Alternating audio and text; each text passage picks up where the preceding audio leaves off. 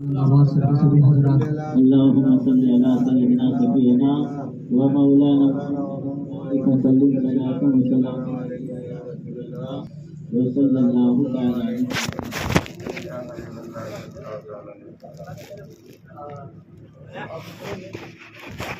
لو كرسي له كرسي له كرسي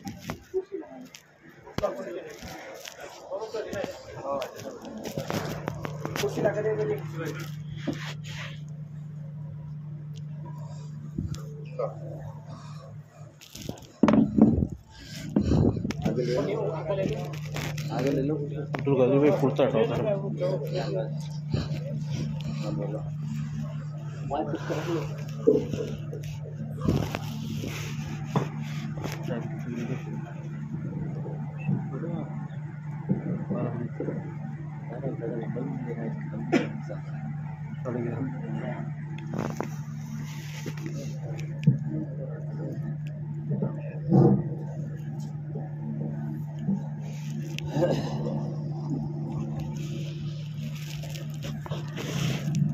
الحمد لله نحمده ونستعينه ونستغفره ونؤمن به ونتوكل عليه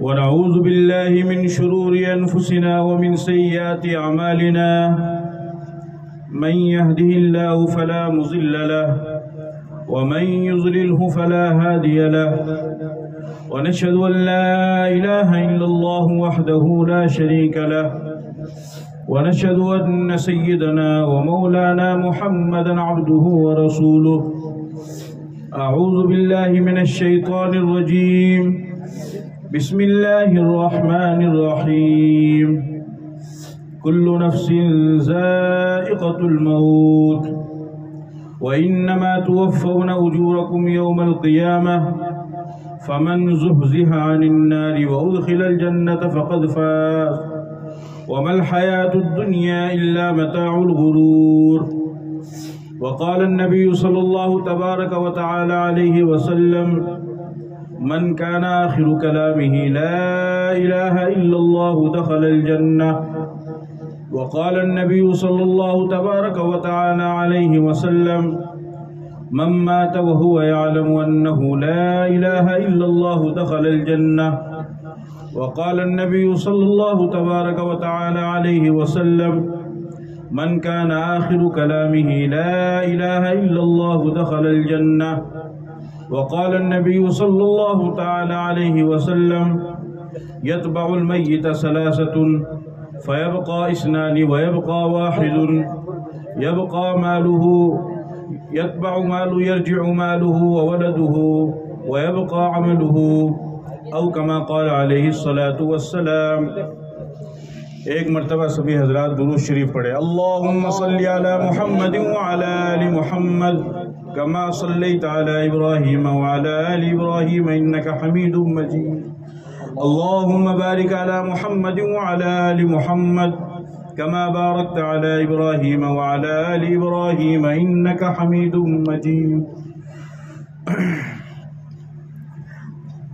محترم بزرگوں اور دوستوں، معزز علماء کرام، سامعین، پس پردہ بیٹھی ہوئی میری عزت دار مائیں اور بہنیں، آپ سبھی حضرات کو معلوم ہے کہ ہم سب یہاں پر عثمان بھائی کی والدہ مرحومہ فاطمہ بانو کے ایصال ثواب اور ان کے دعائے مغفرت کے لیے یہاں پر جمع ہوئے ہیں۔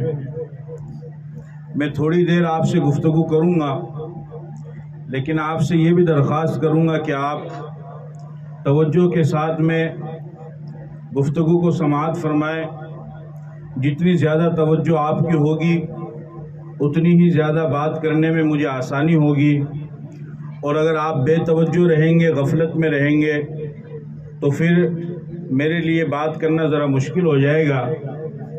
اس لیے پہلی درخواست تو آپ حضرات سے یہ ہے کہ جب تک میرا بیان مکمل نہ ہو جائے اس وقت تک آپ ادھر ادھر ہرگز مشغول نہ ہو، بلکہ میری بات کی طرف توجہ دے، دھیان دے، اور جو میں آپ سے عرض کرنا چاہ رہا ہوں اس کو سیکھنے کی، سمجھنے کی، اچھی طرح سننے کی اور پھر اس پر عمل کرنے کی کوشش بھی کریں، نیت بھی کریں۔ محترم حضرات، قرآن کریم کی ایک آیت میں نے آپ حضرات کے سامنے تلاوت کی، جس میں اللہ رب العزت نے فرمایا کل نفس ذائقۃ الموت، کہ ہر جاندار کو موت کا مزہ چکھنا ہے۔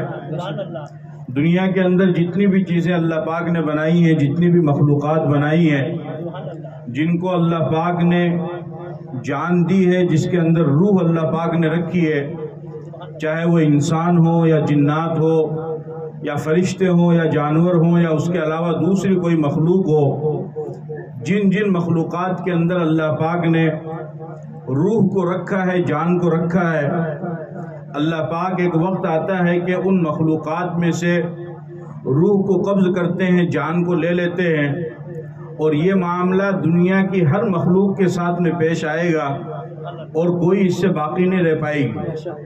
اسی کے بارے میں فرمایا کل نفس ذائقۃ الموت، کہ ہر نفس کو، ہر جاندار کو ایک نہ ایک دن ضرور موت کا مزہ چکھنا ہے۔ دنیا کے اندر جتنے بھی انسان ہیں، ان انسانوں نے دنیا کی تمام چیزوں کے بارے میں اختلاف کیا ہے، کسی نے مانا، کسی نے نہیں مانا، کسی نے اقرار کیا، کسی نے انکار کیا، کسی نے تصدیق کی، کسی نے تکذیب کی، کسی نے سچ بتایا، کسی نے جھوٹ بتایا، کسی نے صحیح کہا، کسی نے غلط کہا۔ جتنی بھی چیزیں دنیا کے اندر ہیں، مذہب اسلام کو کسی نے سچ کہا، کسی نے غلط کہا، جس نے سچ مانا اس نے قبول کیا، جس نے غلط مانا اس نے قبول نہیں کیا۔ قرآن کو کسی نے سچ کہا، کسی نے غلط کہا، جس نے صحیح کہا اس نے مانا، جس نے غلط کہا اس نے نہیں مانا۔ کلمے کے بارے میں لوگوں نے اعتراض کیا، کسی نے صحیح کہا، کسی نے غلط کہا، جس نے صحیح کہا اس نے کلمہ پڑھا، مسلمان ہوا، اور جس نے غلط کہا اس نے کلمہ نہیں پڑھا، وہ غیر مسلم رہا۔ اسی طریقے سے کائنات کے اندر جتنی بھی چیزیں ہیں، ان تمام چیزوں کے اندر اختلاف موجود ہے، لوگوں کی رائے الگ الگ ہو گئی ہے، یہاں تک کہ اللہ کی ذات کے بارے میں بھی لوگوں کی رائے الگ ہو گئی ہے۔ اور آج اس زمین کے اوپر، آسمان کے نیچے، دنیا میں ہزاروں لاکھوں کی تعداد میں ایسے لوگ موجود ہیں کہ جو اللہ کے وجود کو نہیں مانتے ہیں، جن کو دہریہ اور ملحد کہا جاتا ہے، اور ان کا یہ ماننا ہے کہ بس یہ دنیا کا نظام خود بخود چل رہا ہے اور کوئی اس کو چلانے والا نہیں ہے، کوئی اللہ نہیں ہے، کوئی خدا نہیں ہے، کوئی بھگوان نہیں ہے، کوئی گوڈ نہیں ہے۔ انہوں نے ہر چیز کا انکار کر دیا۔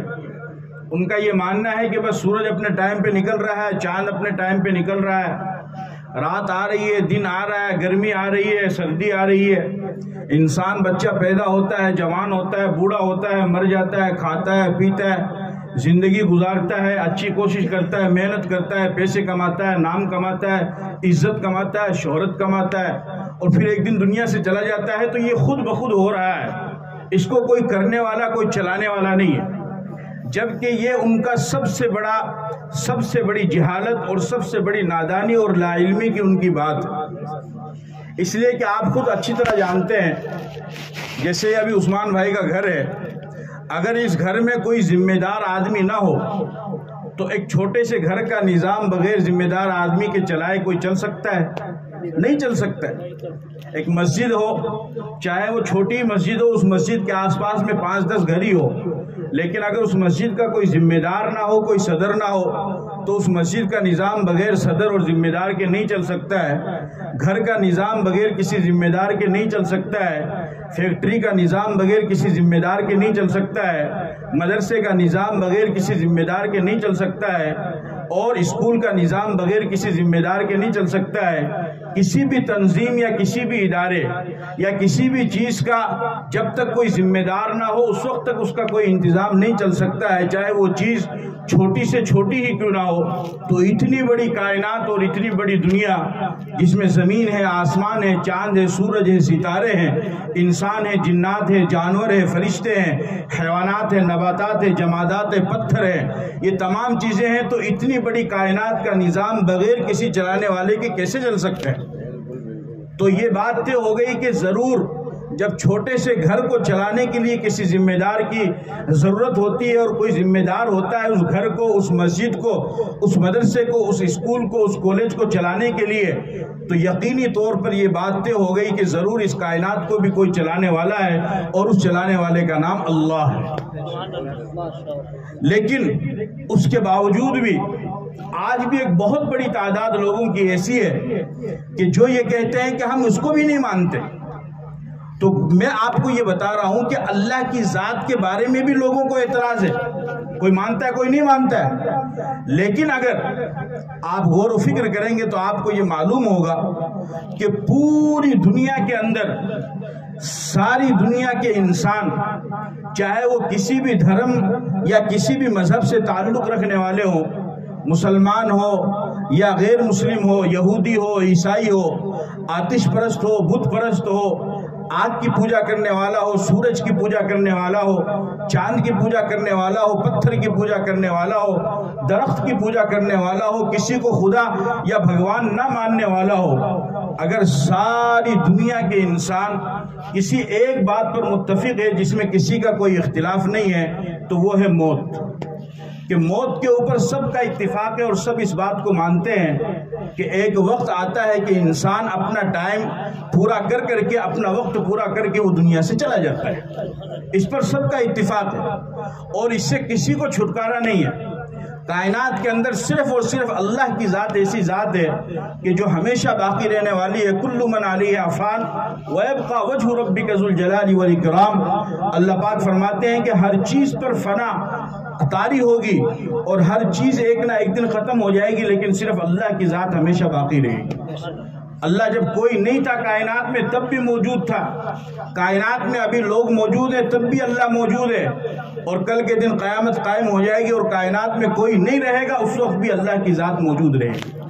اللہ کی ذات کے علاوہ چاہے کوئی کتنا ہی بڑا نبی کیوں نہ ہو، کتنا ہی بڑا ولی کیوں نہ ہو، کتنا ہی بڑا بزرگ کیوں نہ ہو، کتنا ہی بڑا پیر کیوں نہ ہو، کتنا ہی بڑا سجادہ نشین کیوں نہ ہو، اور کتنا ہی بڑا اللہ والا کیوں نہ ہو، یا کتنا ہی طاقتور حکمران، دولت والا، عہدہ والا، وزارت والا، حکومت والا، سلطنت والا، کوئی بھی کتنے ہی اعلیٰ مقام پر پہنچا ہوا کیوں نہ ہو، اللہ کی ذات کے علاوہ سب کو موت آئے گی، باقی کوئی بھی نہیں رہے گا۔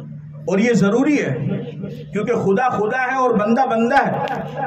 اگر بندے کو بھی موت نہ آئے تو خدا اور بندے میں پھر فرق کیا رہے گا؟ خدا اور بندے میں فرق یہی ہے کہ بندہ پیدا ہوتا ہے، ترقی کرتا ہے، دنیا میں اپنا نام کماتا ہے، بڑی عزت حاصل کرتا ہے، بڑی شہرت حاصل کرتا ہے، بڑا نام کماتا ہے اور بہت اونچے اعلیٰ مقام پر پہنچتا ہے، دیش کا سلطان بنتا ہے، دیش کا بادشاہ بنتا ہے، حکمران بنتا ہے، بڑی لمبی چوڑی سلطنت کو چلانے والا ہوتا ہے، لیکن اس کے بعد بھی ایک دن اس کو موت آ جاتی ہے۔ اللہ اس پر موت طاری کر کے یہ بتانا چاہتے ہیں دنیا کے لوگوں کو کہ یہ بندہ ہے اور میں خدا ہوں، اس کو موت آ گئی اس لیے بندہ ہے اور میں آج بھی زندہ ہوں، آگے بھی زندہ رہوں گا اس لیے کہ میں خدا ہوں۔ اللہ لا الہ الا ہو الحی القیوم لا تاخذہ سنۃ ولا نوم۔ اللہ کون ہے؟ آیت الکرسی میں اللہ نے بتایا اللہ وہ ہے کہ جس کے علاوہ کوئی معبود نہیں ہے، الحی جو زندہ ہے، القیوم جو ہمیشہ قائم رہنے والا ہے، لا تاخذہ سنۃ ولا نوم۔ نیند تو بہت دور کی بات ہے، اللہ کو اونگ بھی نہیں آتی ہے، نیند تو بہت دور کی بات ہے، سونا تو بہت دور کی بات ہے، اور موت تو بہت دور کی بات ہے، اللہ کو اونگ بھی نہیں آتی ہے۔ لہو ما فی السماوات و ما فی الارض، زمین و آسمان کی تمام چیزیں اللہ ہی کے قبضہ قدرت میں ہے۔ اللہ کے علاوہ جتنی بھی مخلوقات ہیں تمام کو بقا ہے، تمام کو فنا ہے، اور صرف اللہ کی ذات کو بقا ہے، اس کے علاوہ کسی کو بھی بقا نہیں۔ کائنات میں جتنے بھی لوگ آئے چاہے وہ اچھے ہوں یا برے ہوں، سب کو اپنے وقت پر دنیا سے جانا پڑا، یہاں تک کہ جو وقت کے پیغمبر آئے ان کو بھی دنیا سے جانا پڑا.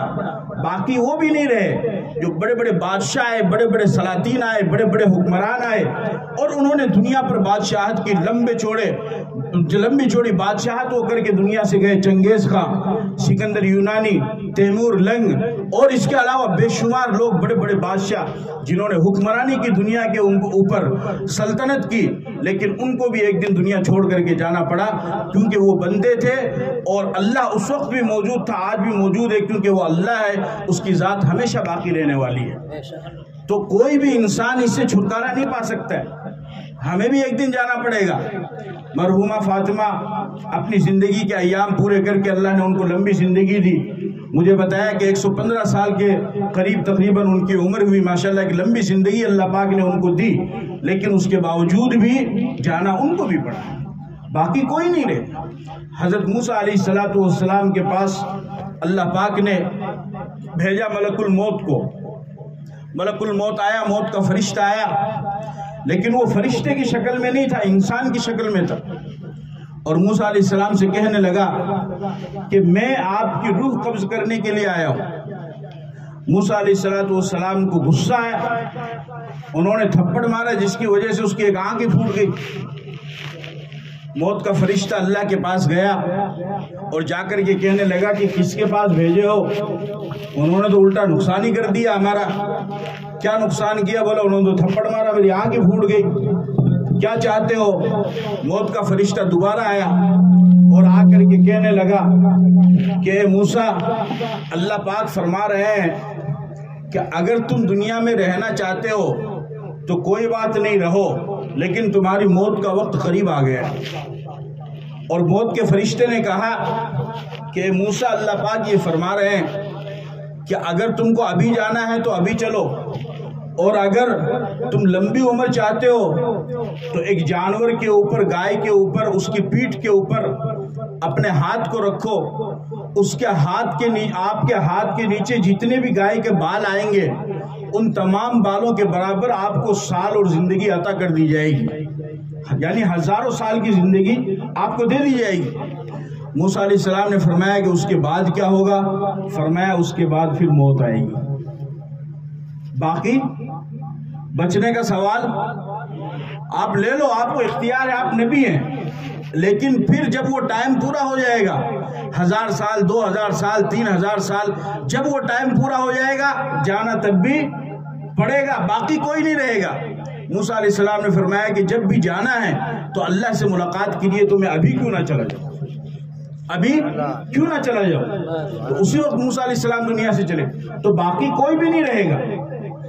لیکن میرے عزیزو, اللہ پاک نے جو ہمیں ایمان دیا ہے, کلمے کی دولت سے نوازا ہے, ہمیں اس کلمے کی دولت کو برقرار رکھنا ہے, ہمیں اپنے ایمان کو برقرار رکھنا ہے, اس کی محنت کرنی ہے کہ ہمارا ایمان ہم سے چھن نہ جائے. اور جو جتنا قیمتی سامان ہوتا ہے انسان اس کو اتنے ہی زیادہ خزانے کے اندر چھپا کر کے رکھتا ہے. مسلمان کے پاس سب سے قیمتی خزانہ جو ہے وہ انسان کا ایمان ہے. اسی لیے شیطان مسلمان کے ایمان پر ڈاکہ ڈالنے کی کوشش کرتا ہے, اور یہ کوشش اس کی بچپن سے شروع ہوتی ہے اور موت تک قائم رہتی ہے, موت تک اس کی کوشش قائم رہتی ہے. حدیث پاک کے اندر آتا ہے, آپ صلی اللہ علیہ وسلم نے ارشاد فرمایا کہ جب انسان کی موت کا وقت قریب آتا ہے, توجہ سے سنو, جب انسان کی موت کا وقت قریب آتا ہے تو شیطان اپنے پورے لاؤ لشکر کو لے کر کے انسان کے پاس آتا ہے, اس کے دائیں طرف آتا ہے اس کے باپ کی شکل میں. اور یہ معاملہ میرے اور آپ کے ساتھ بھی پیش آنے والا ہے کیونکہ وہ تو سب کا دشمن ہے, اس لیے سنو توجہ سے.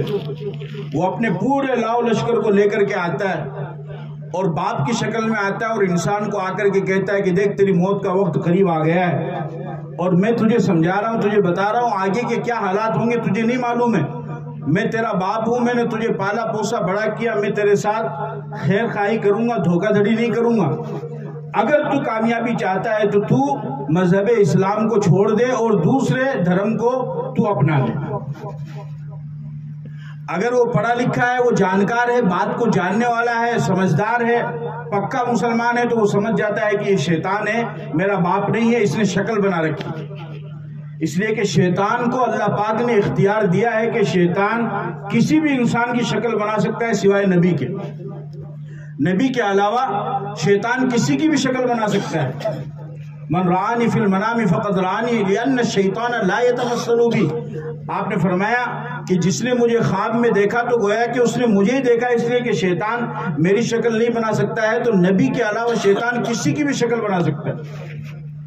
اب اگر وہ پکا مسلمان ہوتا ہے تو وہ اس کو دھتکارتا ہے، اس کو بھگا دیتا ہے، پھر وہ اس کے بائیں طرف آتا ہے لاؤ لشکر کو لے کر کے اس کی ماں کی شکل میں، اور وہاں پر اس کو گمراہ کرنے کی کوشش کرتا ہے کہ تو کلمے کو چھوڑ دے، مذہب اسلام کو چھوڑ دے تو کامیاب ہو جائے گا. پھر وہ اس کو دھتکارتا ہے. اب آپ اندازہ کیجئے کہ یعنی اتنی سخت حالت ہے انسان کی کہ موت کا وقت اس کا قریب ہے. یعنی یوں بتایا جاتا ہے کہ موت کے وقت انسان کو اس قدر پیاس لگتی ہے کہ اگر اس کو 7 سمندر پانی پلا دیا جائے تب بھی اس کی پیاس نہیں بجھے. اتنی پریشانی کا عالم، دنیا سے جانے کا عالم، دنیا سے چھوٹنے کا وقت ہے، اور شیطان گمراہ کرنے کے لیے آیا ہوا ہے. آپ اندازہ کیجئے کتنی پریشانی کا مسئلہ. اب اگر پکا سچا مسلمان ہوگا تو وہ اس کے بہکاوے میں نہیں آئے گا اور وہ کلمے کے ساتھ دنیا سے جائے گا. کلمے کے ساتھ دنیا سے جانے سے کیا فائدہ ہوگا؟ حدیث پاک کے اندر نبی کریم صلی اللہ علیہ وسلم نے ارشاد فرمایا من کان آخر کلامہ لا الہ الا اللہ دخل الجنہ، کہ جس کا آخری کلام لا الہ الا اللہ ہوگا وہ جنت میں داخل ہو جائے گا. وہ کس میں داخل ہوگا؟ وہ جنت میں داخل ہو جائے گا. اسی لیے علماء کرام فرماتے ہیں کہ جب کسی انسان کی موت کا وقت قریب آ جائے تو اس کے پاس بیٹھ کر کے ایک تو سورہ یاسین پڑھو. سورہ یاسین پڑھنے سے روح نکلنے میں آسانی ہوتی ہے، جان جسم سے نکلنے میں آسانی ہوتی ہے، ورنہ تو فرشتہ روح کو جسم میں اٹکا دیتا ہے جس کی وجہ سے سخت پریشانی ہوتی ہے. جس طریقے سے 2 کانٹے رکھے جائے، کانٹوں کی ٹہنیاں رکھی جائے اور اس کے بیچ میں سے آپ کے جسم کو گزارا جائے تو کتنی تکلیف ہوگی، اسی طریقے سے روح کو فرشتہ اٹکا دیتا ہے. سورہ یاسین کی تلاوت کرنے سے روح نکلنے میں آسانی ہوتی ہے. دوسرا علماء کرام فرماتے ہیں کہ جب موت کا وقت قریب آ جائے تو جو لوگ وہاں پر بیٹھے ہوئے ہیں ان کو چاہیے کہ وہ مرنے والوں کے پاس بیٹھ کر کے کلمے کی تلقین کرے. تلقین کا مطلب سمجھتے ہیں آپ لوگ؟ تلقین کا مطلب ہوتا ہے کہ جب کنفرم ہو جائے کہ بس اب اس کے دنیا سے جانے کا ٹائم آ گیا ہے تو آپ لوگ آہستہ آہستہ لا الہ الا اللہ لا الہ الا اللہ پڑھتے رہو. اس کو پڑھنے کے لیے مت بولو، کیونکہ وہ تو پریشانی کے عالم میں ہے. وہ کس میں ہے؟ وہ پریشانی کے عالم میں. آپ لوگ آہستہ آہستہ پڑھتے رہو اور مرنے والا جب ایک مرتبہ لا الہ الا اللہ پڑھ لے پھر اس کے بعد آپ خاموش ہو جاؤ. کیوں؟ اب اپنا کام ہو گیا. کیونکہ آخری بات وہ کیا ہونی چاہیے؟ کیا ہونی چاہیے؟ ارے بولو، کلمہ ہونا چاہیے نا. تو کلمہ اس نے پڑھ لیا ہے، اب خاموش ہو جاؤ. اب یہ دنیا سے چلا جائے گا. لیکن خدا نہ خواستہ اگر کلمہ پڑھنے کے بعد اس کو تھوڑا سا ہوش آیا، پھر اس نے دنیا کی کوئی بات کر لی، یوں کہا کہ مالا پاپا سے ملاؤ، مالا بھائی کھڑا گیا، میری عورت کھڑا ہے، میرے ٹابر کھڑا ہے، بنا میرے سامنے لاؤ، میں نے ملاقات کرنی ہے، میں نے بات کرنی ہے، میں نے بنا دیکھنا، بنا کے سر پہ ہاتھ رکھنا ہے. یعنی کلمہ پڑھے بعد میں پھر دنیا کی کوئی بات کر لی تو اب آخری بات کلمہ کو نہیں ہوا ہے نا بھائی، کلمہ نہیں ہوا نا، اس نے تو بات کر لی کچھ اور. اب آپ دوبارہ کلمے کی تلقین کرو، لا الہ الا اللہ لا الہ الا اللہ. آپ آہستہ آہستہ پڑھتے رہو. اس کو جیسے ہی ہوش آئے گا اور موقع ملے گا وہ کلمہ پڑھ لے گا. ایک مرتبہ جب وہ پڑھ لے بس اب آپ خاموش ہو جاؤ. اس کے بعد پھر چونکہ اس کا ٹائم تو ویسے بھی قریب ہے تو وہ دنیا سے چلا جائے گا. اس طریقے سے جو انسان کلمہ پڑھتا ہوا دنیا سے جائے گا، اللہ کے نبی فرماتے ہیں کہ وہ جنت میں داخل ہو جائے گا. اب یہ چلا گیا دنیا سے، اب کیا ہوگا؟ اس کی روح جو ماں کے پیٹ میں 4 مہینہ ہونے کے بعد اللہ پاک نے ڈالی تھی، بخاری شریف کی روایت ہے کہ 4 مہینے کا جب بچہ ہو جاتا ہے تو روح کو فرشتہ لے کر کے آتا ہے عالم ارواح سے. وہاں پر سب کی روح رکھی ہوئی، جتنے بھی قیامت تک آئیں گے، جتنے بھی بچے پیدا ہوں گے ان تمام کی روح وہاں پر رکھی ہوئی. وہاں سے فرشتہ روح کو لے کر کے آتا ہے اور ماں کے پیٹ میں بچے کے جسم میں ڈال دیتا ہے. اب وہ روح جو بچے کے جسم میں ڈالی گئی تھی ماں کے پیٹ میں، اب اس روح کو فرشتہ نکال لیتا ہے اور نکال کر کے اس کو لے کر کے چلا جاتا ہے، لیکن اس روح کا تھوڑا بہت کانٹیکٹ اور تعلق وہ جسم کے ساتھ میں رہتا ہے، تھوڑا بہت، زیادہ نہیں، تھوڑا بہت، اور اتنا رہتا ہے کہ جس سے جسم پر کچھ بھی حالات آتے ہیں تو ان کو معلوم رہتا ہے۔ جس طرح مثال کے طور پر آپ کے پاس موبائل ہے تو موبائل میں جو نیٹ ورک آتا ہے تو ٹاور تو کہیں اور لگا ہوا ہے اور نیٹ ورک یہاں پر آتا ہے۔ اگر آپ ٹاور کے قریب ہیں تو نیٹ ورک اچھا آئے گا، اور اگر آپ تھوڑے دور چلے جائیں تو ٹاور سے آپ جتنا دور ہوتے جائیں گے اتنا ہی نیٹ ورک کم آتا جائے گا، لیکن نیٹ ورک باقی رہے گا۔ اب جب بات کریں گے تو کبھی آواز صاف آئے گی، کبھی نہیں آئے گی، کلیئر آئے گی، نہیں آئے گی، کیونکہ آپ نیٹ ورک سے دور ہو گئے۔ اسی طریقے سے روح کا اور جسم کا آپس میں رشتہ رہتا ہے۔ اب گھر والوں کو چاہیے کہ انتقال ہو جانے کے بعد وہ ان کو غسل دے۔ غسل دینے کا سب سے پہلا حق بیٹے کا ہوتا ہے۔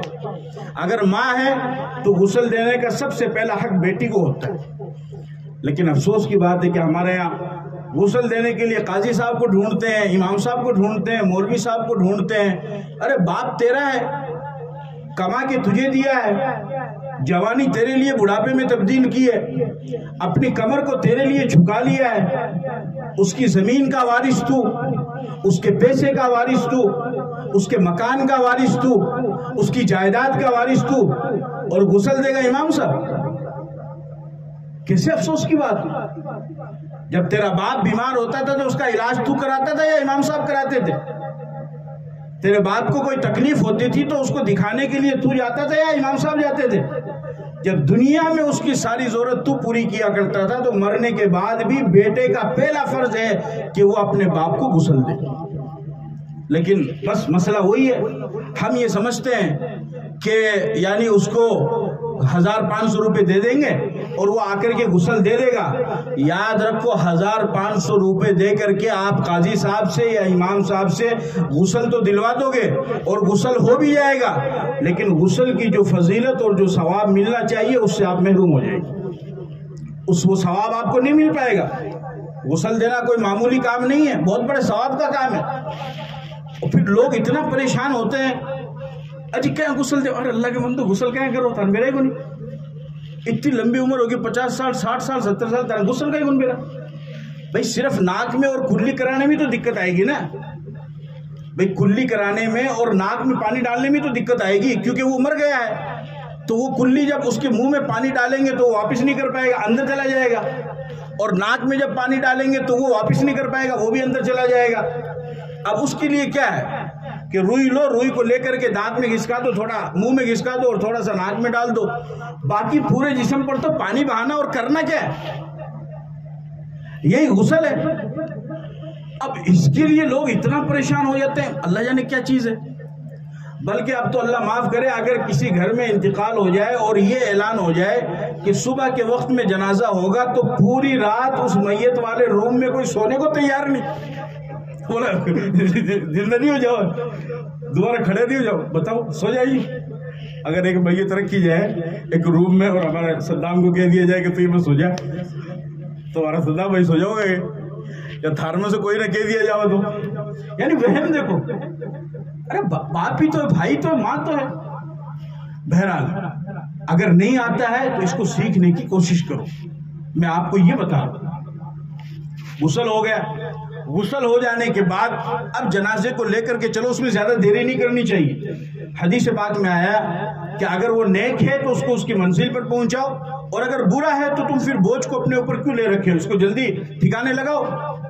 تو زیادہ دیری کرنا وہ مناسب نہیں ہے۔ اب اس کو قبر میں دفنا دیا، قبر میں دفنانے کے بعد حدیث پاک میں آتا ہے کہ جب دفنانے والے دفنا چکے ہیں تو ان کو چاہیے کہ تھوڑی دیر وہاں پر کھڑے ہو کر کے اپنے بھائی کے لیے اِیصال ثواب کریں۔ جیسے ابھی ہمارے عبد القادر صاحب نظم میں پڑھ رہے تھے نا کہ تھوڑی دیر قبر پر کھڑے ہو کر کے کچھ پڑھ دینا، کچھ بخش دینا، تو گھر والوں کو چاہیے کہ جو بھی آپ کو یاد ہو، قل هو اللہ یاد ہو، الحمد شریف یاد ہو، سورہ بقرہ کا پہلا رکوع یاد ہو، آخری رکوع یاد ہو، آیت الکرسی یاد ہو، چاروں کل جو آپ کو آتا ہو وہ پڑھ کر کے آپ ثواب پہنچا دو۔ بس نیت کر لو کہ بھئی اس کا ثواب ہے اللہ پاک، اس کو وہ اللہ پاک اس کو پہنچا دیں گے۔ اور مرنے والا حدیث پاک کے اندر آتا ہے کہ جب 40 قدم دفنانے والے دفنا کر کے چلے آتے ہیں تو اب اس کے پاس میں فرشتے آتے ہیں. اب وہ جو روح فرشتہ موت کے وقت لے کر کے گیا تھا وہ روح مکمل طور پہ اس میں آ جاتی ہے اور مضبوط اس کا کانٹیکٹ ہو جاتا ہے. اور اب اس کو فرشتے اٹھا کر کے بٹھاتے ہیں. اب اس کو اٹھا کر کے بٹھاتے ہیں. اب اس میں لوگ پریشان ہوتے ہیں قبر کتنی کھودنی ہے, لمبائی کتنی ہے, چوڑائی کتنی ہے. وہ آخرت کا معاملہ ہے, اس میں آپ پریشان نہ ہو. اور اس کو اٹھا کر کے فرشتے 3 سوال پوچھتے ہیں. کتنے سوال ہیں؟ وہ تینوں سوال آپ کو معلوم ہے اور اس کے جواب بھی معلوم ہے. بس بولے ٹھیک ہو گیا کام. 3 سوال. من ربک, من نبیک, ما دینک. تمہارا رب کون ہے, تمہارے نبی کون ہے اور تمہارا دین کیا ہے. اگر مومن نیک انسان ہے تو وہ کہے گا ربی اللہ, میرا رب کون ہے, اللہ ہے. اور دوسرے کے جواب میں کہے گا نبی محمد, کہ میرے نبی محمد صلی اللہ علیہ وسلم ہے. اور تیسرے کے جواب میں کہے گا دین یہ الاسلام, میرا دین اسلام ہے. حدیث پاک کے اندر آتا ہے کہ جب مومن انسان فرشتوں کو قبر میں اس کا جواب دے دیتا ہے تو اللہ پاک کی طرف سے حکم ہوتا ہے کہ اس کے لیے کھڑکی کھول دو جنت کی. اس میں سے خوشبودار ہوائیں, میٹھی میٹھی ہوائیں, اس کے لیے ٹھنڈی ہوائیں اس کے لیے آتی رہتی ہے. اور پھر اس کو فرشتہ کہتا ہے نم کنومت العروس, جس طریقے سے دلہن سوتی ہے اس طریقے سے سو جا, تجھے قیامت تک اب کوئی دوسرا جگانے والا نہیں آئے گا, بالکل آرام کر. اور فرمایا کہ اگر خدا نہ خواستہ غیر ایمان والا منافق ہے یا گنہگار انسان ہے تو وہ تینوں سوال کے جواب میں کہتا ہے ہائے ہائے لا ادری, کہ مجھے تو کچھ معلوم ہی نہیں. جب وہ یہ کہتا ہے تو حدیث پاک کے اندر آتا ہے, ہوائی فائرنگ نہیں کر رہا ہوں, حدیث کی بات بتا رہا ہوں. حدیث پاک کے اندر آتا ہے کہ فرشتہ اتنی زور سے ہتھوڑا اس پہ مارتا ہے کہ 70 گز زمین کے اندر وہ چلا جاتا ہے. اور قبر کا عذاب کوئی معمولی عذاب نہیں ہے. آخرت میں جتنے بھی عذاب ہیں ان تمام عذاب میں سب سے خطرناک عذاب عذاب قبر کا ہوتا ہے. اسی لیے آپ علیہ الصلوۃ والسلام نے فرمایا کہ اگر مجھے اس بات کا خوف نہ ہوتا کہ تم اپنے مردوں کو دفنانا نہ چھوڑ دو تو میں تمہیں قبر کا عذاب دکھاتا اور مردہ جو چیختا ہے اس کی چیخنے کی آواز سناتا. کہ اگر مردہ ادھر مغرب میں چیخ رہا ہے تو فرمایا کہ ادھر مشرق میں اس کی آواز سنائی دیتی. لیکن انسان اور جنات کے علاوہ ہر مخلوق اس کی آواز سنتی. آپ کبھی اندازہ کرنا میری بات کا کہ قبرستان کی طرف سے جانور ایک دم سے بھدکتا ہوا بھاگتا ہوا آئے گا, گدھا ہے, کتا ہے, گھوڑا ہے یا اس کے علاوہ کوئی بھی جانور ہے, چونکہ ان کو آواز سنائی دیتی ہے. آپ علیہ الصلوۃ والسلام خچر پہ سوار ہو کر کے جا رہے ہیں, اچانک آپ کا خچر بھٹکا اور اتنا خطرناک بھٹکا کہ آپ گرنے کے قریب ہو گئے. آپ نے صحابہ سے پوچھا کہ یہاں پر کون لوگ ہیں, کن لوگوں کی قبر ہے؟ تو صحابہ نے بتایا کہ پہلے زمانے کے مشرکوں کی قبر ہے. آپ نے فرمایا کہ ان کو ان کی قبر میں عذاب ہو رہا ہے اور اس عذاب کی وجہ سے مردہ چیخ رہا ہے, چلا رہا ہے, اس کی آواز کو میرے خچر نے سنا ہے, اس لیے بھدک گیا, اس لیے یہ بھدک گیا. لیکن اگر کوئی جا کر کے ان کے لیے ایصال ثواب کرتا ہے تو پھر ان کو پتہ چلتا ہے, اتنا کانٹیکٹ روح کا جسم کے ساتھ میں رہتا ہے کہ ان کو پتہ چلتا ہے. اور قبر کے اندر جو میت پڑی ہوئی ہے وہ ایصال ثواب کرنے والے کو دیکھتی ہے, وہ ایصال ثواب کرنے والے کو دیکھتی ہے اور اسے معلوم بھی ہوتا ہے. لیکن آپ کو معلوم نہیں ہوگا, آپ کو معلوم نہیں ہوگا. اور یہ بھی آتا ہے کتابوں کے اندر کہ میت وہ انتظار کرتی ہے کہ کب میرے گھر والوں کی طرف سے میرے لیے کوئی ایصال ثواب کیا جائے. جس طریقے سے آپ کے بچے کماتے ہیں باہر سعودیہ میں, دبئی میں, مسقط میں, تو 1 تاریخ یا 5 تاریخ ہونے کے بعد آپ بھی انتظار میں رہتے ہیں کہ کل مال چھوڑوں کا فون آؤ. ابھی نے فون کرا, نہیں فون آیا تو خود فون کرا, اور بولا پگار پانی کون بھیجا, لائٹ کا بل آ گیا, پانی کا بل آ گیا, وہ آ گیا, یہ ہو گیا, وہ ہو گیا, تو حال تک پیچھے کون بھیجا. آپ انتظار کرتے ہیں مہینہ ہونے کے بعد میں وہ کچھ بھیجے. اسی طریقے سے میت قبر میں انتظار کرتی ہے کہ میرا کوئی وارث, میرا بیٹا یا میری بیٹی میرے لیے کوئی ایصال ثواب کرے. اور جس طریقے سے آپ کا بیٹا آپ کے لیے پیسہ بھیجتا ہے آپ کو خوشی ہوتی ہے, اسی طریقے سے جب آپ اپنے میت کے لیے ایصال ثواب کرتے ہیں تو اسے بھی خوشی ہوتی ہے. اور پھر آپ کے اڑوس پڑوس میں 10 مکان ہیں, ان 10 مکان میں کسی کا بیٹا 10,000 کما رہا ہے مہینے کے، کسی کے 20,000 کما رہا ہے، کسی کے 30,000، آپ کا بیٹا مہینے کے 50,000 روپے کما رہا ہے، یعنی سب سے زیادہ کما رہا ہے، تو آپ کو خوشی زیادہ ہوگی یا نہیں کہ بھئی میرا بیٹا اوروں سے زیادہ کما رہا ہے اور اوروں سے زیادہ بھیج رہا ہے۔ اسی طریقے سے جب آپ اپنے مرحوم کے لیے زیادہ ایصال ثواب کریں گے تو ان کو زیادہ خوشی ہوتی ہے اور وہ آپس میں اس پر فخر بھی کرتے ہیں۔ تو مرنے والا مرنے کے بعد قدم قدم پر آپ کا محتاج ہو جاتا ہے، کیونکہ مرنے کے بعد اب اس کے عمل کا سلسلہ ختم ہو چکا ہے، وہ کچھ بھی کام نہیں کر سکتا ہے۔ اب جو کچھ بھی آپ ان کے لیے ایصال ثواب کریں گے ان کو ضرورت ہے، وہ ان کی مجبوری ہے اور ان کی حاجت ہے۔ آپ کو ہوش کے ناخن لینا پڑے گا اور آپ کو اپنے باپ کا خیال رکھنا ہوگا، اپنی مرحوم ماں کا خیال رکھنا ہوگا، اور جتنا زیادہ جو کچھ بھی آپ ان کے لیے کر سکتے ہیں ان کے لیے آپ کریں گے تو ایصال ثواب ہوتا رہے گا۔ جس کو حدیث پاک کے اندر آپ نے فرمایا اذا مات الانسان انقطع عنه عمله عن ثلاث، انسان مرتا ہے تو اس کے عمل کا سلسلہ ختم ہو جاتا ہے۔ 3 چیزیں ایسی ہے کہ جس کی وجہ سے عمل کا سلسلہ جاری رہتا ہے، جس کو صدقہ جاریہ کہتے ہیں۔ صدقہ جاریہ کا مطلب سمجھتے ہیں آپ لوگ؟ صدقہ جاریہ کا مطلب ہوتا ہے کہ انسان اپنی زندگی میں کوئی ایسا کام کرے کہ مرنے کے بعد بھی اس کو اس کا ثواب ملتا رہے۔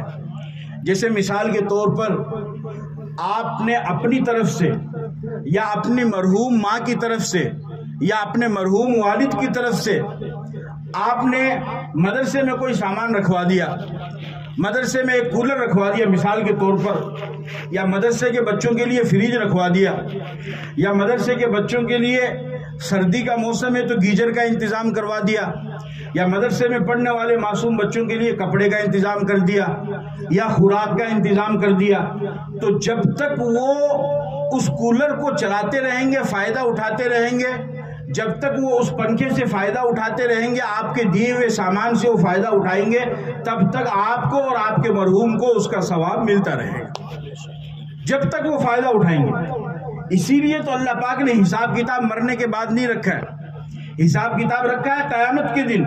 قیامت کے دن اس لیے رکھا ہے کہ انسان نے اپنی زندگی میں جو کچھ کیے ہیں اس کا بدلہ تو اس کو ملے گا، اس کے گھر والے اس کی طرف سے جو کچھ بھی بھیجیں گے اس کا بھی بدلہ اس کو ملنا ہے، اس لیے قیامت کے دن اللہ پاک نے حساب کتاب کو رکھا ہے۔ تو آپ کو یہ چاہیے، ہمارا یہ فرض بنتا ہے کہ ہم اپنے مرحومین کی طرف سے جو کچھ بھی ہو سکے زیادہ سے زیادہ ان کے لیے ایصال ثواب کریں۔ جو بھی آپ قرآن کی تلاوت کر کے، ذکر کر کے، تسبیح کر کے، غریبوں کو کھانا کھلا کر کے، حالانکہ آپ کسی کو بھی دیں گے تو ایصال ثواب ہو جائے گا۔ ادھر دیکھو آپ میری طرف، آپ کسی کو بھی دیں گے تو ایصال ثواب ہو جائے گا، لیکن آخری بات کہہ کر کے میں اپنی بات ختم کرتا ہوں کہ دیکھو بہت سارے مانگنے والے آتے ہیں کہ جی اللہ کے نام پر دے دو، اللہ کے نام پر دے دو، اس میں ہٹے کٹے بھی ہوتے ہیں، خاندانی وہ چلتا ہے، جو کمانے کے لائق ہوتے ہیں اس کے باوجود بھی مانگنے کے لیے آ جاتے ہیں، ہم مصیبت دور کر دیں گے، یہ کر دیں گے، وہ کر دیں گے، اور ہمارا بیچارہ بھولا بھالا مسلمان وہ اس کی باتوں میں آتا ہے، اس کے چکر میں آتا ہے اور آ کر کے اس کو سب کچھ دے دیتا ہے۔ دیکھو مانگنے والے کو کچھ نہ کچھ تو دے دو، لیکن آپ اپنے مرحوم کے لیے زکوٰۃ، صدقات، خیرات اگر آپ کرنا چاہتے ہیں تو وہ صرف اور صرف مدرسے میں دیجیے۔ مدرسے میں دینے سے 2 فائدے ہوں گے۔ ایک تو یہ ہے کہ آپ کا وہ صدقے کا یا امداد کا، ایصال ثواب کا جو سامان ہے اس کا ثواب آپ کو ملے گا، یا آپ اپنی ماں یا اپنے باپ کی طرف سے، مرحوم کی طرف سے کرنا چاہ رہے ہیں تو ان کو اس کا ثواب ملے گا۔ دوسرا یہ ہے کہ آپ کے اس پیسے کو یا آپ کی اس چیز کو استعمال کر کے وہ بچے قرآن کریم کی تعلیم کو حاصل کریں گے تو دین کی تعلیم کو سیکھنے کا اور اس کو پھیلانے کا بھی ثواب آپ کو ملے گا۔ سمجھ گئے بات کو؟ یعنی دونوں فائدہ ہو جائے گا۔ اب مانگنے والا جو فقیر آیا ہے اس کو آپ نے دے دیا، اب تھانہ بیرا ہے وہ کڑ جا کر یہ یوز کرے گا بھی نا، بھائی تھان تو کون بھی رہنا ہے، دے دو بھائی اللہ کے نام پہ دے دو، بیچارہ بڑا بڑا مسلمان ہماری گھر کی ماں بہنیں عورتیں، ارے بھائی صبح کا ٹائم ہے خالی نہیں بھیجنا چاہے، تو بھی نا ایک دم گدا گد دیتے جا رہے، مدرسہ میں کدے دینے کی توفیق کی کونی ہوئی۔ میں یہ کون کہہ رہا ہے کہ پرسنل کوئی جٹھا بھی تھارا اعتماد ہو، تھانا وشواس ہو، تھانا بھروسہ ہو، بٹھے دو۔ یہ جو آوے انہوں میں تو یہ بھی کنفرم کو نہیں کہ اس میں یعنی بہت سارے تو ایسے بھی ہیں جو شام کو جا کر کے ہوٹلوں پہ شراب پیتے۔ آپ کو نہیں معلوم حقیقت کا؟ بہت سارے ایسے ہیں، اور ان میں بہت ساروں کا ایسا بھی پتہ نہیں کہ یہ مسلمان بھی ہے یا نہیں، یہ بھی ہے۔ اب آپ حلال کمائی کرتے ہیں، زکوٰۃ نکالتے ہیں، صدقہ خیرات نکالتے ہیں، تو بتاؤ تھے تھارا پیسہ کوئی شراب پینے کے لیے دو گے؟ مت آنا ہے کیوں گے ہاشم جی میں نے 100 روپے دو، میں نے بوتل لینی ہے، تو میرا جوتا مارا گیا پیسے دو گے؟ اور یہ میں چپکے سے ہاشم جی اللہ کا نام پہ دے دو، اللہ تعالیٰ بھلا کرے گا کر کے 100 روپے لے گیا، بٹ بوتل سرکا لی ہاشم جی، میرے کے اندر فقیر آیا تھا میں تو دے دیا 100 روپے۔ یہ کیا؟ یعنی ہمیں خود کو بھی تو سمجھنا پڑے گا نا، اتنی عقل تو اللہ نے دی ہے، اتنا دماغ تو اللہ نے دیا ہے نا، ہمیں خود کو بھی سمجھنا پڑے گا۔ اس لیے کیوں عبد القادر صاحب غلط تو نہیں ہے؟ اس لیے آپ میری اس بات کو یاد رکھو، ہمیشہ کے لیے دامن سے باندھ لو۔ آپ جب جو بھی آئے، دیکھو خالی مانگنے والے کو خالی مت لوٹاؤ، للسائل حق وإن جاء على فرس، جو کچھ بھی آپ کو 5-10 دینا دے، لیکن زکوٰۃ کا، صدقات کا یا خیرات کا یا مرحوم کے لیے ایصال ثواب جو آپ کرنا چاہتے ہیں وہ تو آپ مدرسے میں دو، کیونکہ وہ بچے تعلیم حاصل کریں گے اور پھر وہ کتنے بچوں کو جا کر کے پڑھائیں گے، ان کا سب کا ثواب آپ کو ملتا رہے گا۔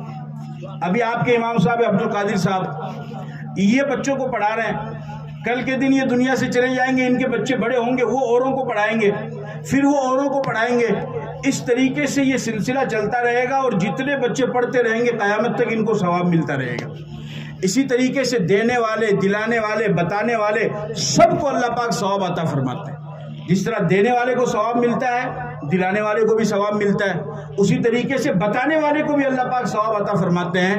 تو آپ ہمیشہ یاد رکھو کہ اپنے مرحوم کے نام سے جب کبھی بھی جو کچھ بھی آپ کو رکھوانا ہو، آپ دینا چاہتے ہیں، تو پھر آپ کو چاہیے کہ آپ مدرسے میں دیں اور ان کے چکروں میں نہ آئے۔ ہاں واقعتاً اگر کوئی غریب ہے، کوئی مستحق ہے، آپ جانتے ہیں اس کو کہ بھئی یہ یتیم بچہ ہے، اس کے سر پر اس کے باپ کا ہاتھ نہیں ہے، یا بیچاری یہ غریب بچی ہے، اس کی شادی کا ٹائم ہو گیا ہے، یا آپ کے پڑوس میں کوئی بیچارہ قرض دار ہے اور وہ غریب ہے، وہ قرضہ نہیں ادا پا رہا ہے، اگر واقعتاً وہ مستحق ہے تو بے شک اس کی امداد کرو، اس کی پہل ہے، اس کی پہلے کرو۔ لیکن کوئی بھی منہ اٹھا کر کے آ جائے، اس کو آپ ایک دم بھولا بڑا سمجھ کر کے اپنی زکوٰۃ صدقات سب کچھ دے دو، نہ مسجد میں دو، نہ مدرسے میں دو، نہ کہیں اور پر دو، اور اسی کو دے کر کے آپ سمجھو کہ ہم نے تو اپنا حق ادا کر دیا ہے۔ نہیں، قیامت میں اللہ پوچھے گا کہ صحیح جگہ پر تم نے مال لگایا یا نہیں لگایا۔ مسلمان کا دونوں فرض ہے کہ مال کمائے بھی صحیح جگہ سے اور لگائے بھی صحیح جگہ پہ۔ صرف یہ نہیں کہ آج کل شادیوں میں خوب لوگ اڑاتے ہیں پیسوں کو، ان کو کہتا ہے بھائی صاحب تھوڑا سا دھیان دو، اور بولو مول صاحب ہماری حلال کمائی کا ہے، تو حلال کمائی کا تو کیا مطلب کٹھے بھی لگا دو۔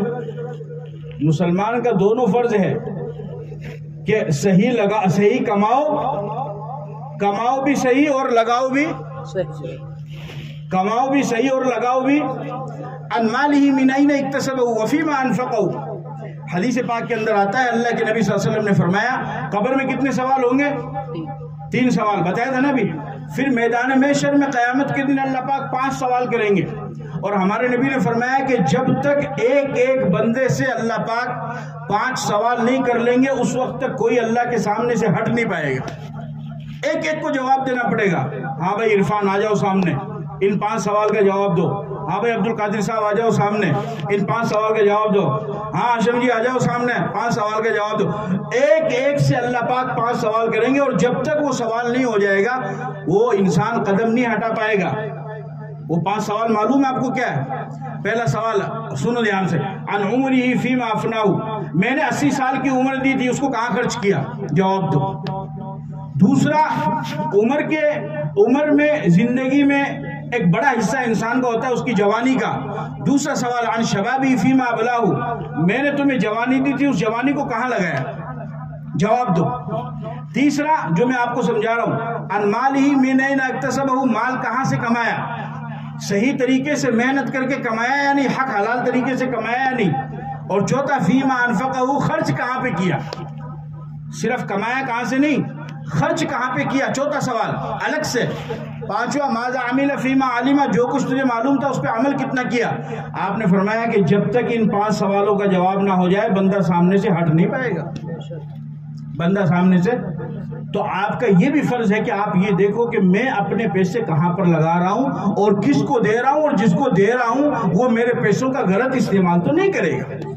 تو بہرحال جانے والا دنیا سے چلا جاتا ہے، سب کو ایک دن جانا ہے۔ ہمارے بہت سے عزیز و اقربا دنیا سے چلے گئے، اور بالخصوص جن کے ایصال ثواب اور دعائے مغفرت کے لیے ہم لوگ جمع ہوئے ہیں وہ تو مرحومہ فاطمہ بانو، ان کے لیے بھی ہمیں دعا کرنی ہے، اور ان کے اہل خانہ، ان کے گھر والوں سے بھی میں یہ کہوں گا کہ جو کچھ بھی آپ اپنی طرف سے اپنی ماں کے لیے، اپنی والدہ کے لیے، دادی کے لیے کر سکتے ہیں وہ آپ ایصال ثواب کے طور پر کریں۔ جتنا زیادہ آپ کریں گے اتنا ہی ثواب اللہ پاک ان کو پہنچائیں گے، ان کی روح کو پہنچائیں گے، ان کو قدم قدم پر اس کی ضرورت ہے۔ اور جب بھی دیں صدقہ جاریہ اپنے مرحومین کی طرف سے، تو یا تو مسجد میں دے یا پھر مدرسے میں دے یا صحیح جگہ پر آپ لگائیں۔